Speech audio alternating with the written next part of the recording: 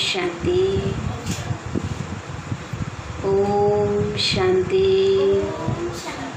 ओम शांति।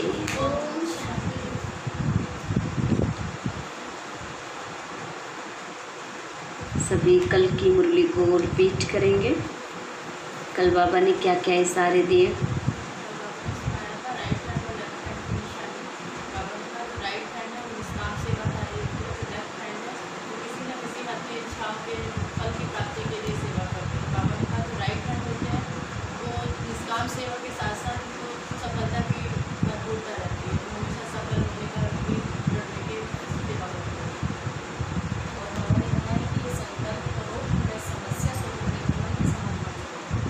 बहुत ही सुंदर।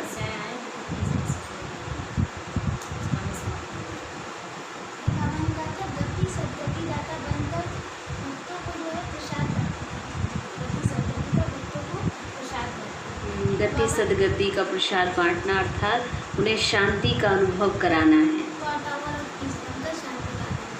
Very good जी।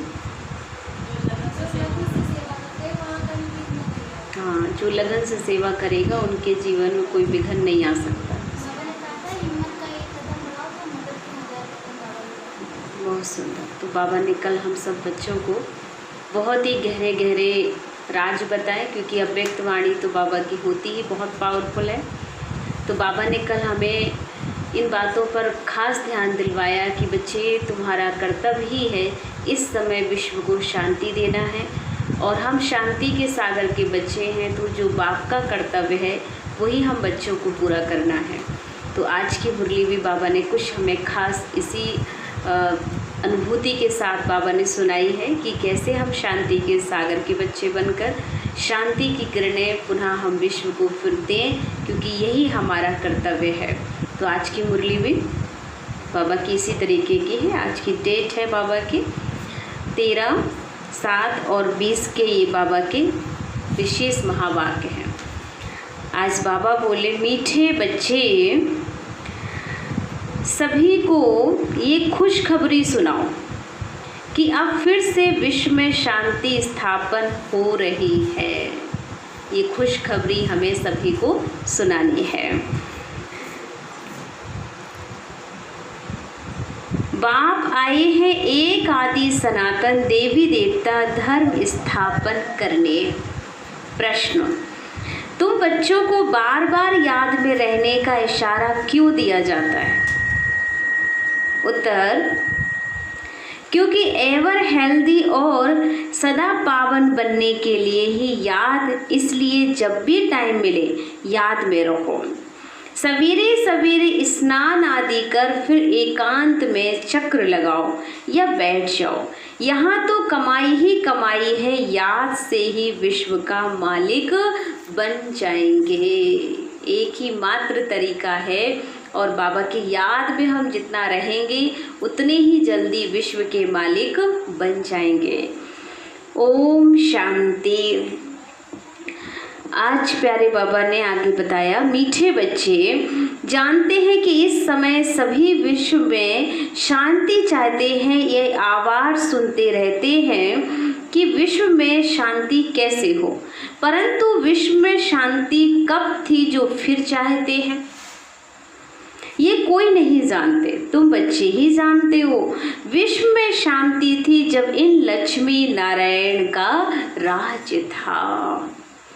अभी तक भी लक्ष्मी नारायण के मंदिर बनाते रहते हैं। तुम कोई को भी ये बता सकते हो विश्व में शांति 5000 वर्ष पहले थी, जबकि भारत स्वर्ग था। सारा भारत ये पैराडाइज हेवन कहलाता था।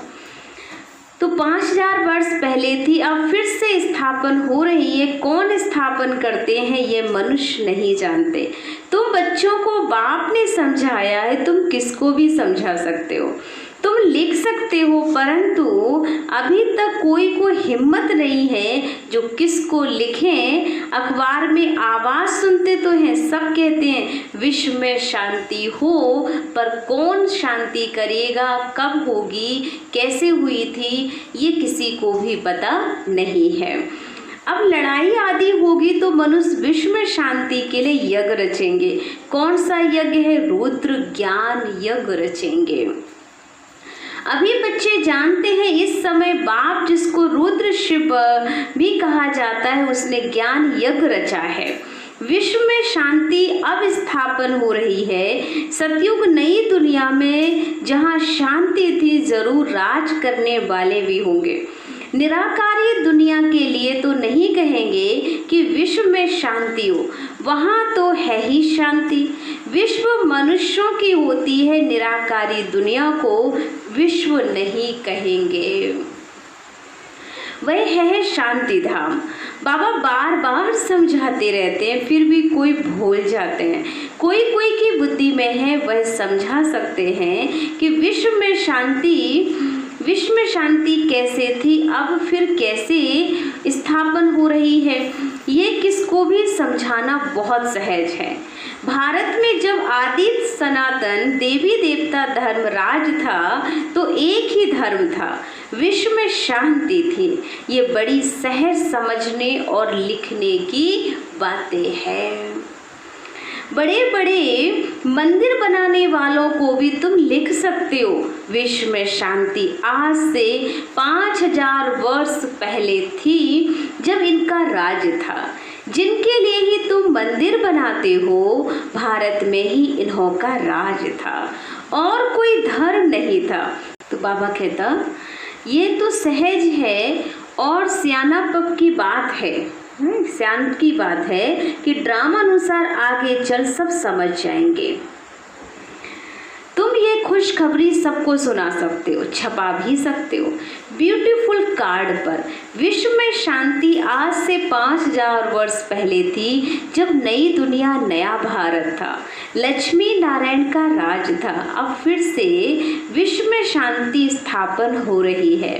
ये बातें सिमरन करने से भी तुम बच्चों को बड़ी खुशी होनी चाहिए कि जो दुनिया जिस चीज़ के लिए सोच रही है, संकल्प करती, पर वो कर नहीं पा रहे, उसे समझ पता नहीं है कि कैसे विश्व में शांति हो सकती है। उसकी अनेकों व्यवस्थाएं, अनेकों खर्चे किए जा रहे हैं, लेकिन बाबा ने आकर के हमें बता दिया कि बच्चे विश्व में शांति कितनी सहज तरीके से हो सकती है अपने स्वधर्म में टिकने से। तो ये संदेश हर आत्मा को हमें पहुंचाना है। और अब फिर से विश्व में शांति स्थापन हो रही है। ये बातें सिमरन करने से भी तुम बच्चों को बड़ी खुशी होनी चाहिए। तुम जानते हो बाबा को याद करने से ही हम विश्व के मालिक बनने वाले हैं। सारा मदार तुम बच्चों के पुरुषार्थ पर है। बाबा ने समझाया जो भी टाइम मिले बाबा की याद में रहो। सवेरे में स्नान कर फिर एकांत में चक्र लगाओ या बैठ जाओ। यहाँ तो कमाई ही कमाई करनी है। एवर हेल्दी और सदा पावन बनने के लिए ही याद है। यहाँ भल सन्यासी पवित्र है तो भी बीमार जरूर होते हैं। ये है ही रोगी दुनिया। सभी प्रकृति के वश हैं। तो बाबा कहते हैं सब रोगी होते हैं। वह है निरोगी दुनिया, वहाँ कोई रोगी नहीं होगा क्योंकि प्रकृति पांचों तत्व पावन है। यह भी तुम जानते हो। दुनिया में किसको भी क्या पता कि स्वर्ग में सब निरोगी होते हैं। स्वर्ग किसको कहा जाता है कोई को पता नहीं, तुम अभी जानते हो। बाबा कहते कोई भी मिले तुम समझा सकते हो। समझो कोई राजा रानी अपने को कहलाते हैं। अब राजा रानी तो कोई है नहीं, बोलो तुम अभी राजा रानी तो हो नहीं। ये बुद्धि से भी निकालना पड़े। महाराजा महारानी श्री लक्ष्मी नारायण की राजधानी तो अब स्थापन हो रही है। तो जरूर यहाँ कोई भी राजा रानी नहीं होने चाहिए। हम राजा रानी नहीं राजा रानी हैं ये भी भूल जाओ। ऑर्डिनरी मनुष्यों के मुआफिक चलो। इन्हों के पास भी पैसे सोना आदि रहता तो है ना। अभी कायदे पास हो रहे हैं, यह सब ले लेंगे, फिर कॉमन मनुष्यों के मुआफिक हो जाएंगे। यह भी युक्तियाँ रच रहे हैं। गायन भी है ना, किसकी दबी रही धूल में और किसकी राजा खाए, किसकी चोर लूटे और किसकी आग जलाए। सफल करे धनी के हवाले, भाग वही बनाए। तो ये जो वक्त चल रहा है, ये वक्त पर हमें अपना जो कुछ भी है सफल कर लेना है, क्योंकि यही वक्त है अपने भाग को उदय करने का। अब राजा कोई की बात खाते नहीं, राजाएं तो है ही नहीं, प्रजा का ही खा रही है। आजकल का राज बड़ा वंडरफुल है। जब बिल्कुल राजाओं का नाम निकल जाता है तो फिर राजधानी स्थापन होती है। अभी तुम जानते हो हम वहाँ जा रहे हैं जहाँ विश्व में शांति होती है ही सुखधाम, सतो प्रधान दुनिया। हम वहाँ जाने के लिए पुरुषार्थ कर रहे हैं। बच्चियाँ भवके से बैठकर समझाएं।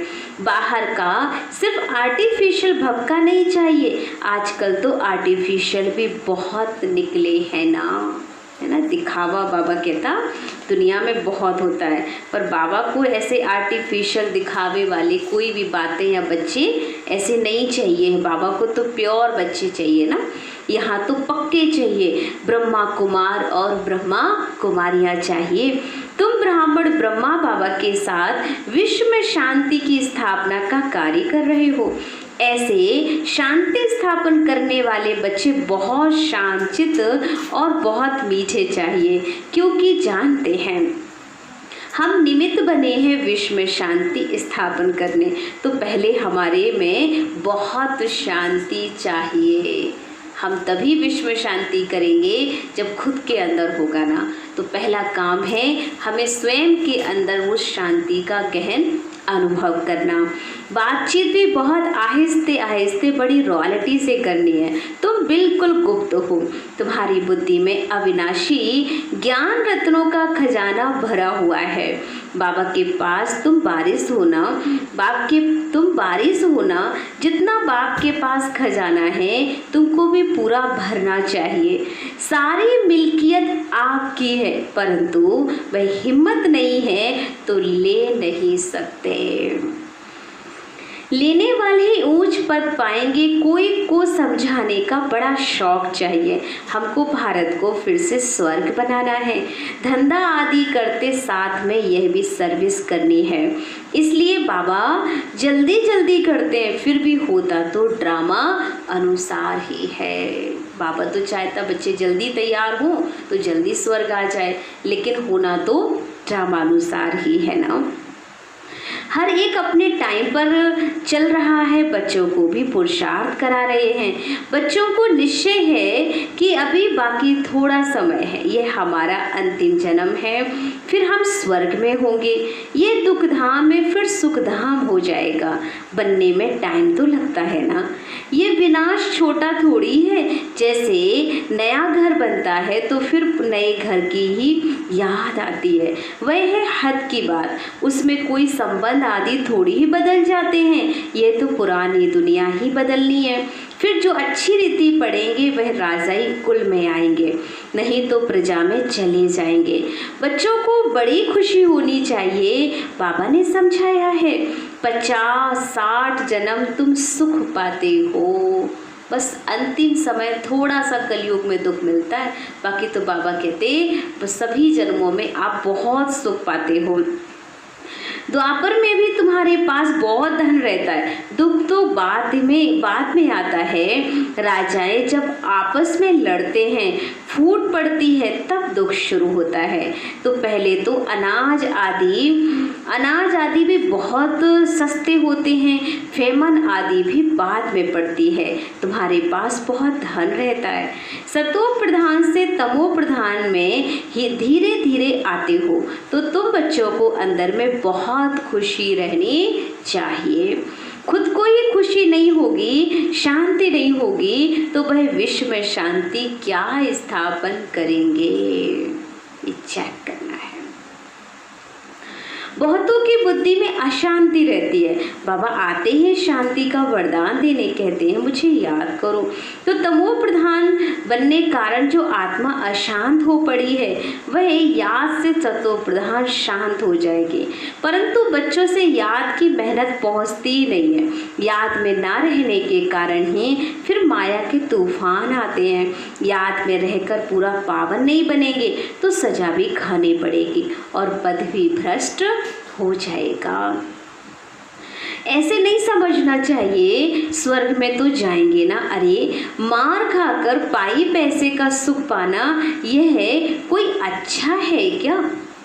कोई डंडे मार दे और आपको फिर खिला दे कुछ थोड़ा बहुत, तो बाबा कहते हैं ऐसे का क्या फायदा है। मनुष्य ऊंच पद पाने के लिए कितना पुरुषार्थ करते हैं, ऐसे नहीं कि जो मिला सो अच्छा। ऐसा कोई नहीं होगा जो पुरुषार्थ नहीं करेगा। भीख मांगने वाले फकीर लोग भी अपने पास पैसे इकट्ठे करते हैं।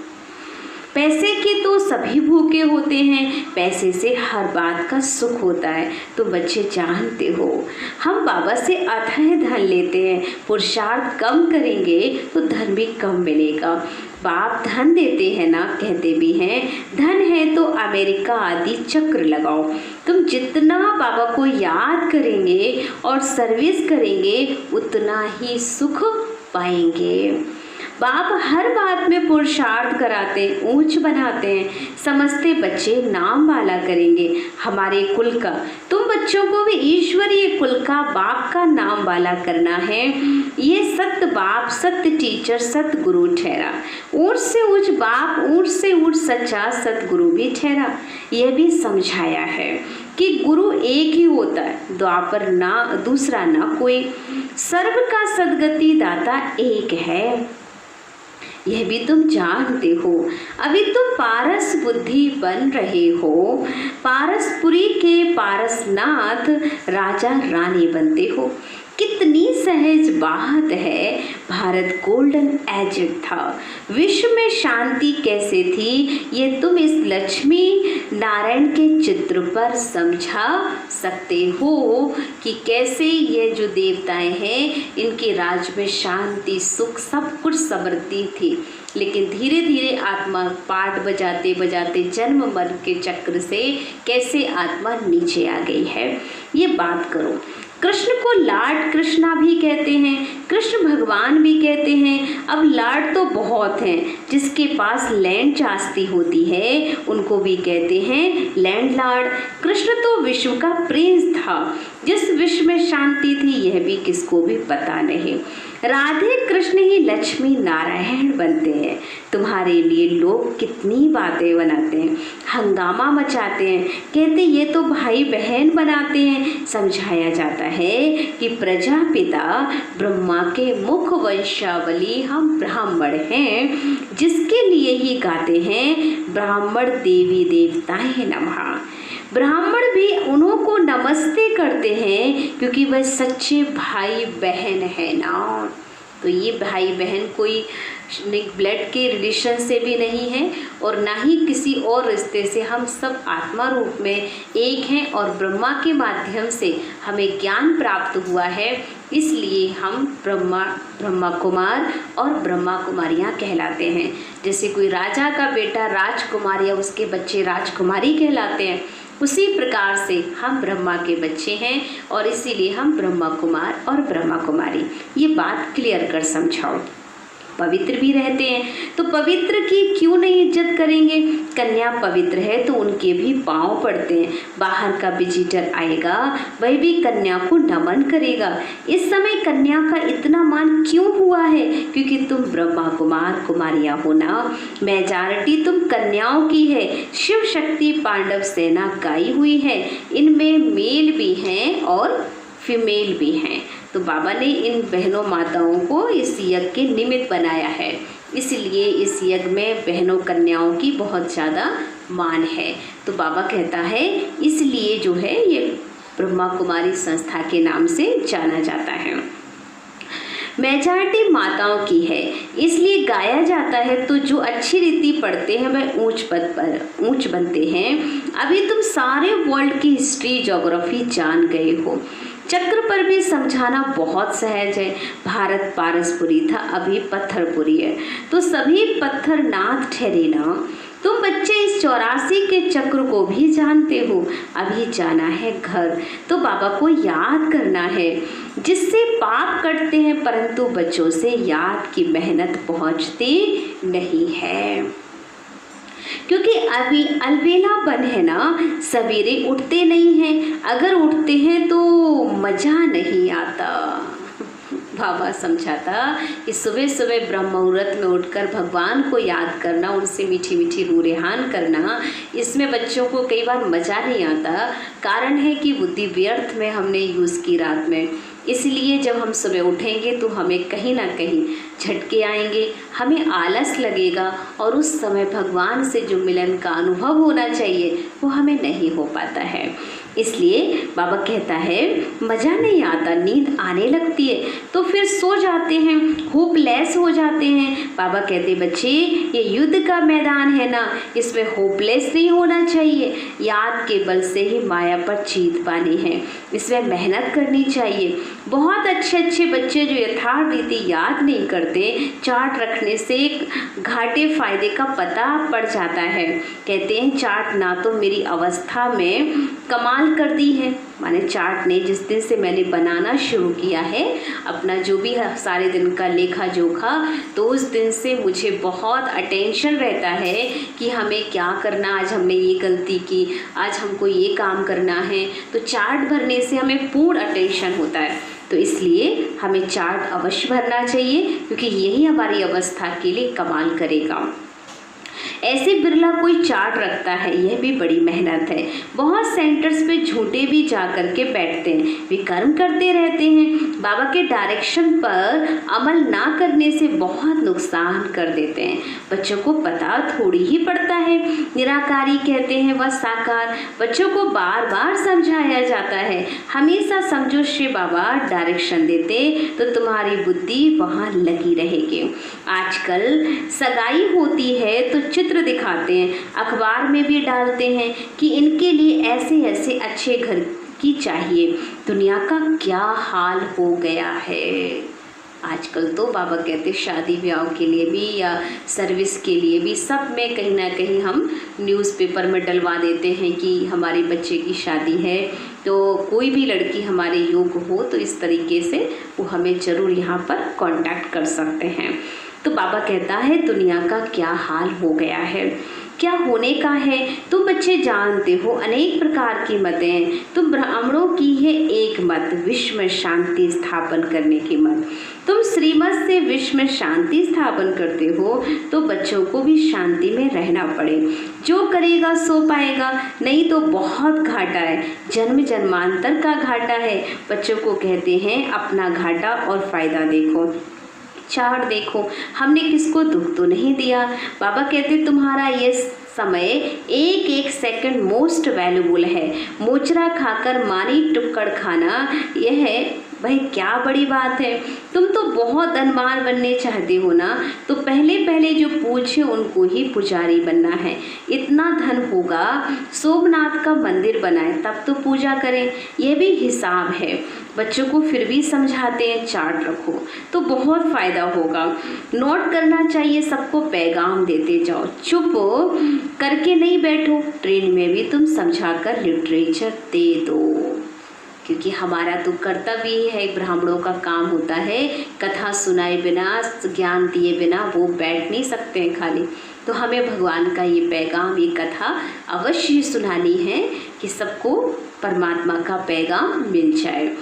बोलो ये करोड़ों की मिल्कियत है, लक्ष्मी नारायण का भारत में जब राज था तो विश्व में शांति थी। अब बाप फिर से वह राजधानी स्थापन करने आए हैं, तो बच्चों को बाप को याद करना है तो विकर्म विनाश हो और विश्व में शांति भी हो जाए। तो मात्र एक तरीका है बाबा की याद तभी आएगी जब हमारा आत्मिक भान पक्का होगा। अच्छा, मीठे मीठे सिकी लदे बच्चों प्रति माता पिता बाप दादा का याद प्यार और गुड मॉर्निंग। रूहानी बाप की रूहानी बच्चों को नमस्ते। हम रूहानी बच्चों की रूहानी बाप दादा को दिल व जान से सिक व प्रेम से याद प्यार और गुड मॉर्निंग। नमस्ते नमस्ते नमस्ते। शुक्रिया बाबा, शुक्रिया बाबा, शुक्रिया शुक्रिया। आज धारणा के लिए मुख्य सार। फर्स्ट पॉइंट है हम विश्व में शांति स्थापन करने के निमित्त ब्राह्मण हैं। हमें बहुत बहुत शांत चित्त रहना है, बातचीत बहुत आहिस्ते व रॉयल्टी से करनी है। सेकंड पॉइंट, अलबेलापन छोड़ याद की मेहनत करनी है, कभी भी होपलेस नहीं बनना है, ये ध्यान रखना है। वरदान, विकारों रूपी सांप को भी सैया बनाने वाले विष्णु के समान सदा विजयी और निश्चिंत भाव। स्पष्टीकरण, जो विष्णु की शेष सैया दिखाते हैं, ये आप विजयी बच्चों के सहज योगी जीवन का यादगार है। और सहज योग द्वारा विकारों रूपी सांप भी अधीन हो जाते हैं। जो बच्चे विकारों रूपी सांपों पर विजय प्राप्त कर उन्हें आराम की सैया बना देते हैं, वे सदा विष्णु के समान हर्षित और वह निश्चिंत रहते हैं।